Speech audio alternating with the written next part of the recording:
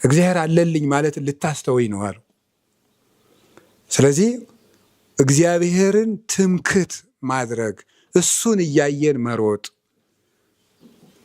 ነው። መዳረሻችንን እሱን ማድረግ።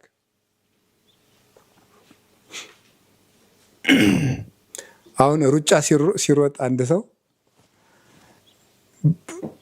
ሩጫ ሰምታችሁ ታውቃለች? ስቴዲየም አለ። ቅዱስ ዮሐንስ አፈወርቅ የጳውሎስ ስቴዲየም ሰማይ ነው ይላል። በምድር ከሮጥክ ትጠመዳለህ ይላል።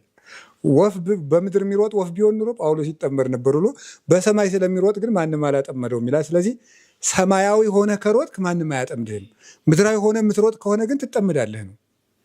ሀሳብህን ሰማያዊ አድርገህ ሩጥ እና ወደ ሰማይ በሰማይ ሆነን መሮጥ መልመድ አለብን። እና አሁን ሲሮጥ መቼም ስቴዲየም ሰምታችሁትና ሰው ሲሮጥ እንዲህ የሚል ሰው አለ። ብራቮ ብራቮ ብራቮ፣ ጎበዝ ጎበዝ ጎበዝ ጎበዝ፣ በጣም በጣም በጣም የኛ አንበሳ የሚል ሰው አለ።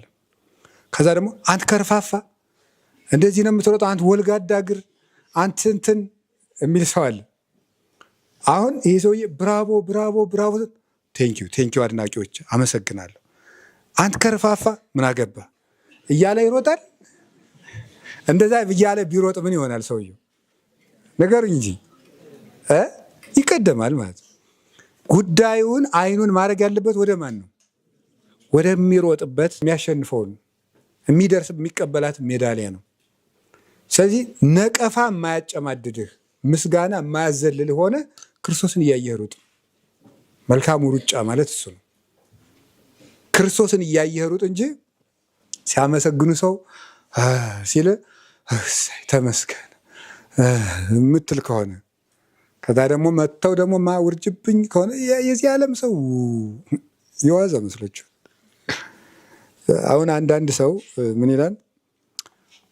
ያው እንግዲህ ከዛሬ ጀምሮ ስለተዋወቅን ደስ ብሎኛል፣ አብረን የምንኖረው አብረን ለመኖር መጀመሪያ እኔ የማልወዳቸውን ነገሮች ላስተዋውቅ።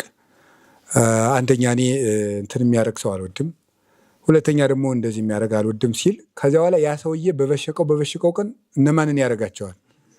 እነዚህ አልወድም ያላቸውን ነገሮች ያደርጋቸዋል። ሰው ብሩክ ነው ሰው። ስለዚህ እንደዚያ ያደርጋል። ስለዚህ ዋናው ነገር በቃ ተደራጊ አቱን ማለት አድራጊ